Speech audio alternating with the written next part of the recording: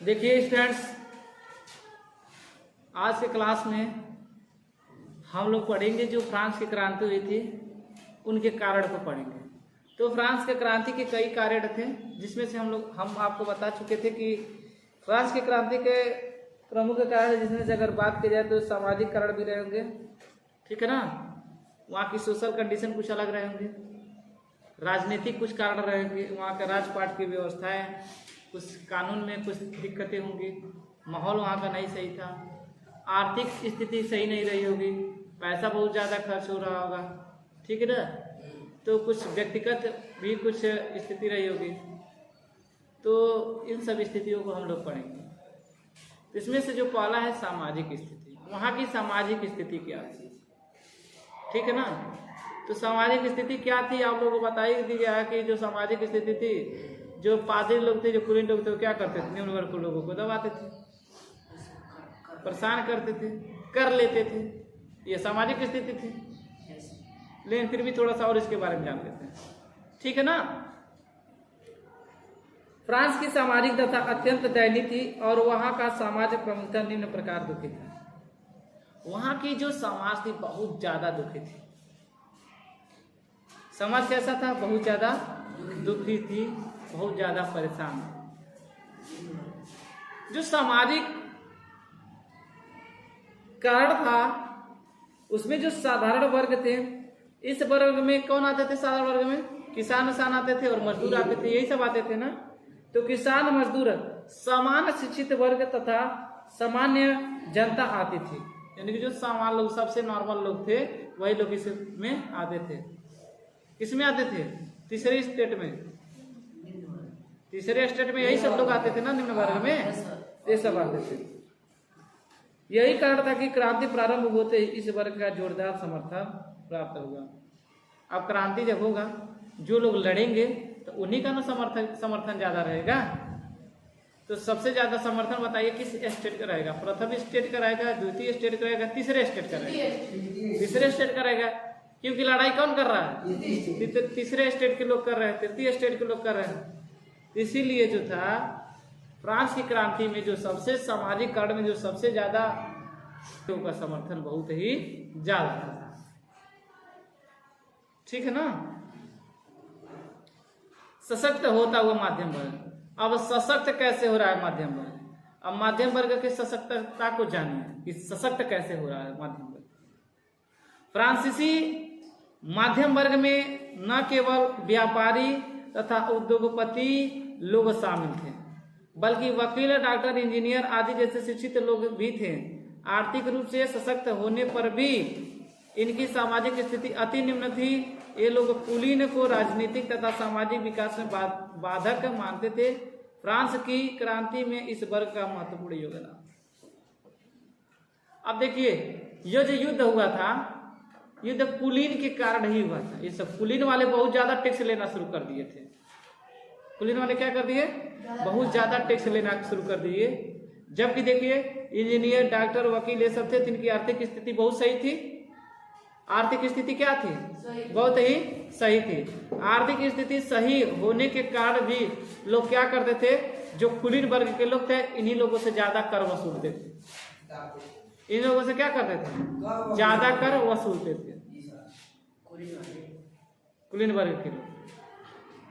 इसीलिए क्या होगा? फ्रांस की क्रांति में इनका भी सबसे बड़ा योगदान है, कुलीन वर्ग। यदि कुलीन वर्ग वाले लोग सताना अगर नहीं शुरू किए होते तो शायद इतना बड़ा फ्रांस की क्रांति नहीं हुई होती। तो एक तरह से कहें गलत भी था, लेकिन दूसरी तरह से कहें कि सही था, ठीक है ना। शुरुआत में गलत हुआ, लेकिन उसका परिणाम सही निकला। कोई भी चीज शुरुआत में जो स्टार्टिंग पॉइंट होता है वो खराब ही होता है, अंत में जाकर सुधर जाता है, ठीक है ना। क्योंकि जब लड़का दौड़ना सीखता है तो उसके पहले बहुत बार गिरता है। तो जब वो गिरता है तो उसे बुरा लगता है, मैं गिर जा रहा हूं।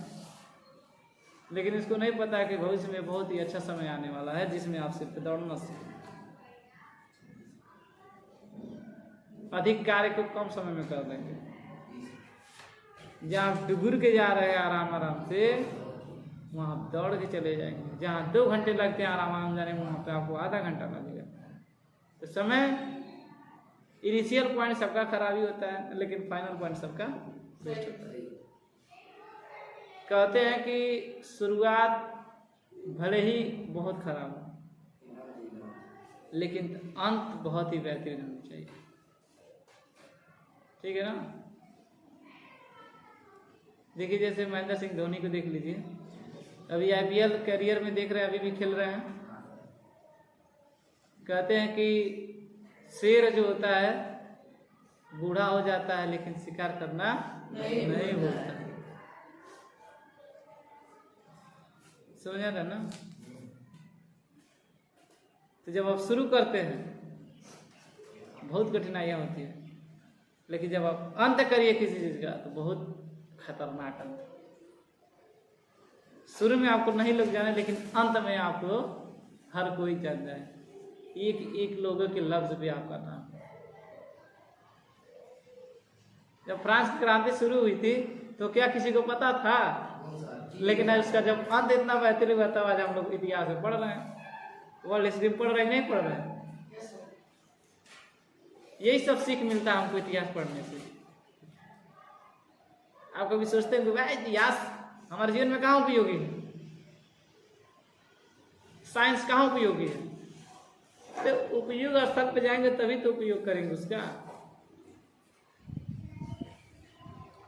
अब चाय छन्नी लाते हैं तो चाय छानने के लिए तो उपयोग करते हैं। कोई चीज फट जाए तो उसे छानने के लिए उपयोग करते हैं।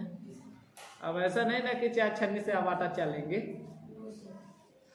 उपयोग स्तर पे जाएंगे तभी तो उपयोग करेंगे। साइंस का उपयोग करेंगे तो DRDO में जाइए, पढ़ लिख कर वहाँ पे, तब आपको समझाएगा हाँ जितना आप साइंस पढ़े इसका कोई उपयोग होगा यहाँ पे, जितना कैलकुलेशन मैथ पढ़े इसका कोई उपयोग होगा यहाँ पे। तो उपयोग स्थल पे जाएंगे तब तो उपयोग होगा उसका। इसीलिए हमको इतिहास को पढ़ना बहुत जरूरी है। राजा वही बनेगा जो इतिहास को पढ़ेगा। जो इतिहास को नहीं पढ़ेगा वो राजा नहीं बनेगा। इतिहास आपको सिखाता है कि लोग राजा कैसे अपना कार्यभार को संभालते थे, कैसे करते थे।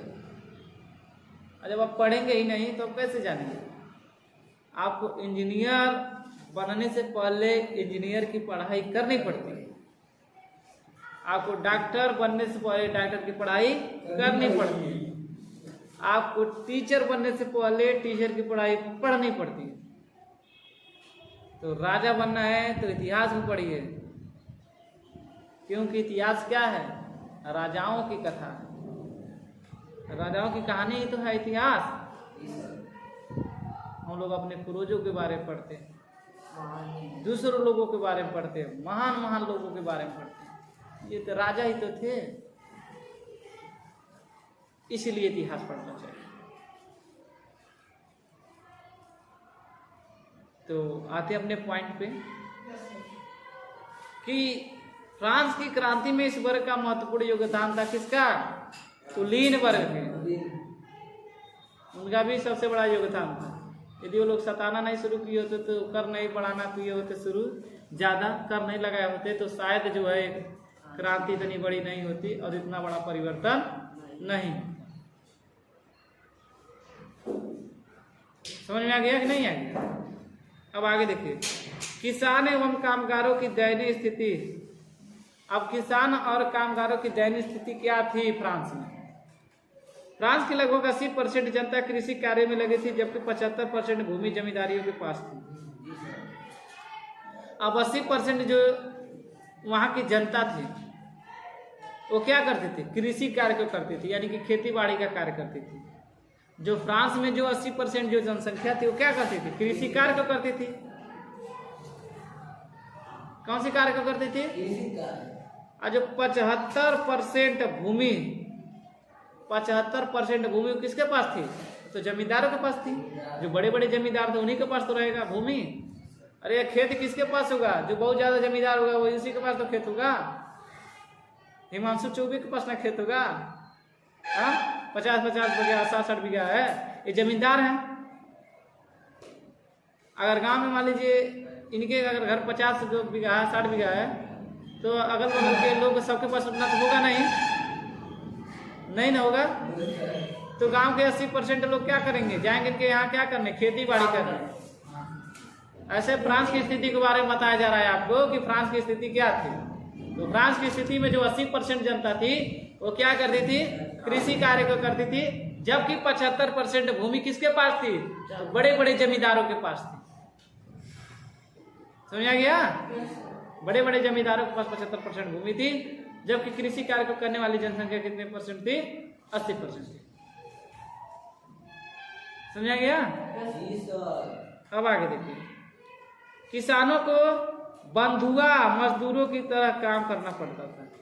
बंधुआ मजदूर जानते हैं, मतलब कह दीजिए बैल की तरह काम करना पड़ता था। अब बैले को बांध दीजिए हर में, आज जोतते रहिए दिन रात। वैसे ही किसानों को दिन रात एकदम सब एकदम काम करवा देते, एकदम बैल नियर, बैल की तरह जमींदार लोग। और उसके बाद बेचारे इतना मेहनत करते थे, 24 घंटा 12 घंटा 14 घंटा 16 घंटा बैल की तरह, और उसको सब इतना भी नहीं देते थे वो अपने परिवार का पेट भर सके। तो भाई क्रांति तो होना ही है, क्रांति तो होना ही होना है। जब ऐसा कोई अनित करेगा तो भाई न्याय करने के लिए किसी को आना पड़ेगा बीच में ना। तो अच्छा ही बताइए, इसमें सबसे बड़े दार्शनिकों का नाम बताइए जो कि बहुत ज्यादा उन लोगों से, इस वर्ग के लोगों ने सीखा। रूसो, जॉन लॉक, माउंटेस्क्यू और वॉल्टेयर। अगर इन लोगों को ये लोग नहीं पढ़े होते तो शायद इतनी बड़ी क्रांति नहीं होती। इन लोगों को, सिद्धांतों को नहीं लोग पढ़े होते थे। अभी आगे पढ़िए, देखिए रूसो क्या कहा। मनुष्य स्वतंत्र पैदा हुआ है, किंतु प्रत्येक स्थान पर वह जंजीरों से जकड़ा हुआ है। रूसो कहते हैं इस चीज को कि मनुष्य पैदा स्वतंत्र होता है, लेकिन जीवन में हर एक स्थान में वो क्या है, जंजीरों से जकड़ा हुआ है। सही बात है। इंसान का जन्म क्या होता है, एकदम स्वतंत्र रूप से होता है, पैदा हो जाता है इंसान, लेकिन कहीं पे जाति के नाम से झगड़ा हुआ है, कहीं धर्म के नाम से झगड़ा हुआ है, तो कहीं किसी अदर चीजों से लेके झगड़ा हुआ है, लेकिन वो हर जगह पे क्या है, झगड़ा है। यही चीज रूसो बताते हैं, ठीक है ना। रूसो का सबसे प्रसिद्ध एक कृत है सोशल कॉन्ट्रैक्ट। सोशल कॉन्ट्रैक्ट में बताते हैं, ठीक है ना। अब देखिए, हम लोग धार्मिक कारण को पढ़ते हैं। हमने सामाजिक कारण को पढ़ लिया कि सामाजिक कारण में क्या थी, वहाँ की सामाजिक स्थिति क्या थी। तो सामाजिक स्थिति क्या थी, वहाँ पे जो लोग थे इस वर्ग में, जो निम्न वर्ग में आते थे, जो तीसरे स्टेट में आते थे, वो कौन कौन लोग आते थे, किसान और मजदूर, यही लोग आते थे। किसान और मजदूरों के सिवा और कौन कौन आते थे, वकील आते थे, व्यापारी आते थे, डॉक्टर आते थे, इंजीनियर आते थे, ये सब आते थे। इसमें सबसे बड़ी भूमिका किसकी थी, तो कुलीन वर्ग। क्यों, कुलीन वाले क्या करते थे, बहुत ज्यादा टैक्स लेना शुरू कर दिए थे, और यह चीज निम्न वर्ग के लोगों से बर्दाश्त नहीं हुआ, जिसके कारण क्या हुआ, क्रांति का शुरुआत। ये तो हमारा सामाजिक कारण था। अब थोड़ा सा हम लोग पढ़ लेते धार्मिक कारण क्या है। कुछ धार्मिक कारण भी तो रहा होगा ना, यानी कि धर्म के रूप में भी इन्हें तो डिवाइड किया होगा, बांटा गया होगा। जैसे तुम पादरी हो, तुम कुलीन हो, तीसरे स्टेट के, भी तो धर्म पे ही तो बांट दिया गया। तो धार्मिक कारण क्या था उस समय के लोगों के, उस समय के लोगों के बीच क्या धार्मिक कारण था, कैसे बांटा गया था, इसको समझते हैं।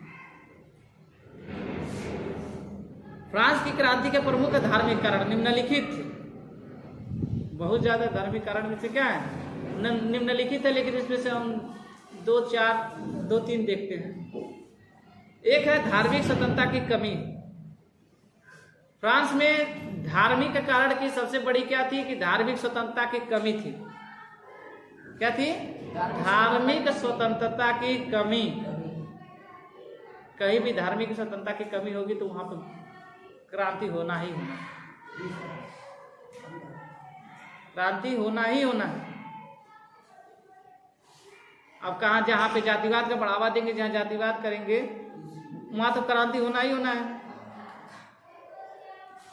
बहुत बड़ी क्रांति हो सकती है। जहां हिंदू मुस्लिम की बात करेंगे एक समाज में बैठ के क्रांति होना ही होना है। तो जब भी धर्म की बात करेंगे तो क्रांति तो होना ही होना है।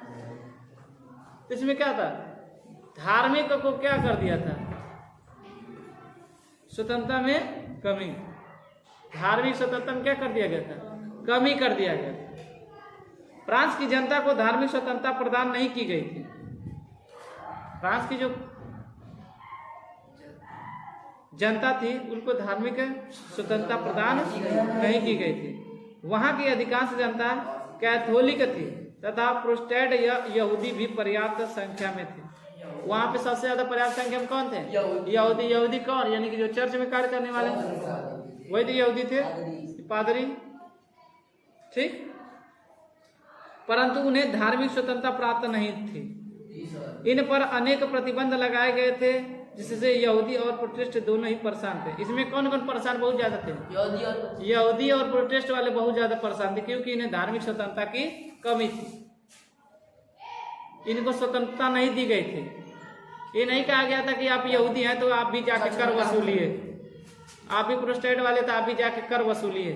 इनको भी कोई धार्मिक स्वतंत्रता नहीं थी, इनको भी दबाया जा रहा था। जैसे तीसरे स्टेट में लोगों को दबाया जा रहा है वैसे इनमें भी लोगों को दबाया जाता है। इससे पादरी हो गए ना, यहूदी हो गए ना, ठीक है ना, और इसमें कैथोलिक हो गए, प्रोटेस्टेंट हो गए। अब जैसे देखिए पंडित में आप लोग देखते हैं कि बांटा गया, मिसिर होते हैं, चतुर्वेदी होते हैं, चौबे हो गए, पांडे दुबे सब होते हैं ना। तो ठीक इसी प्रकार प्रांत में ये चीजें थी कि जो पादरी थे उसमें भी कई लोगों में कई चीजों में बांट दिया गया था, ठीक ना। जिसमें यहूदियों को लोग बहुत धार्मिक स्वतंत्रता की मान्यता बहुत कम लोग देते थे, कैथोलिक को बहुत कम देते थे। समझ आ रहा है ना।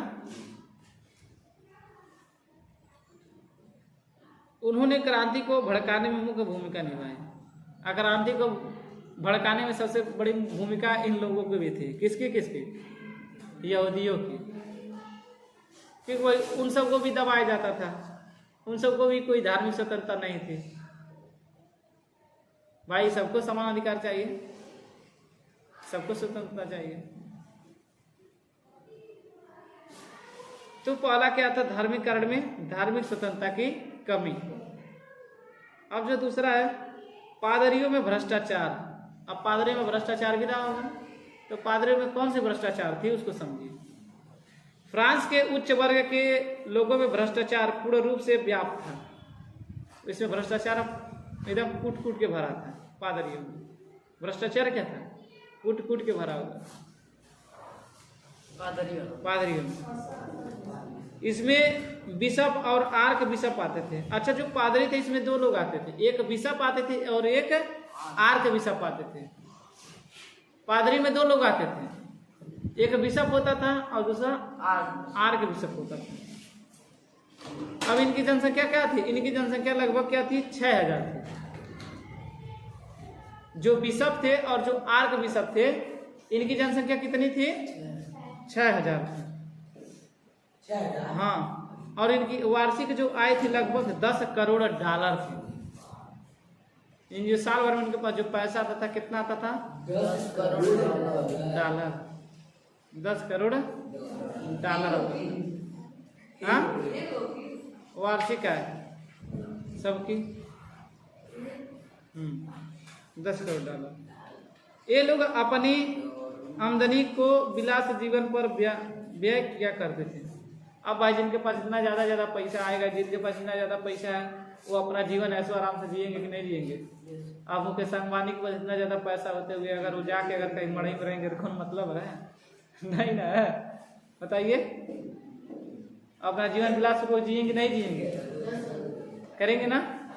तो ये सब भी क्या करते थे, जो हाँ जो बिशप वाले थे, जो आर्क बिशप वाले थे, वो सब खूब ज्यादा एंजॉय करते थे। जनसंख्या भी 6000 ही थी। 6000 जनसंख्या में वार्षिक में 10 करोड़ डॉलर आ रहा है। पैसा तो एंजॉय नहीं करेंगे, मौज से नहीं अपना जिंदगी काटेंगे ना मौज से। तो इस तरह से अपनी जिंदगी को क्या करते थे, जीते थे, बहुत ही विलासपूर्वक जिंदगी को जीते थे। ठीक, जनता पादरियों के इस दुराचरण से परेशान थी तथा उनसे छुटकारा पाना चाहती थी। अब जनता जो मेहनत कर रही है वह खुद नहीं खा पा रही है, और ये जो पादरी वाले हैं ये मेहनत नहीं कर रहे हैं और खूब अपना जिंदगी ऐसो आराम से एकदम जी रहे हैं। अपना जो जिंदगी क्या कर रहे हैं, ऐसो आराम से जी रहे हैं। तो जनता परेशान नहीं होगी? हम ही मेहनत कर रहे हैं और एंजॉय करके खा रहे हैं और हम ही को सता भी रहे हैं। तो जनता इससे क्या पाना चाहती थी? छुटकारा पाना चाहती थी। और यही क्या था? धार्मिक कारण। सुना गया धार्मिक कारण। अब राजनीतिक कारण को भी समझ लीजिए। बहुत सारे राजनीतिक कारण रहेंगे, तो कल पढ़ेंगे राजनीतिक कारण को। चलिए ठीक है, आज के लिए बस इतना ही। जय हिंद, जय भारत।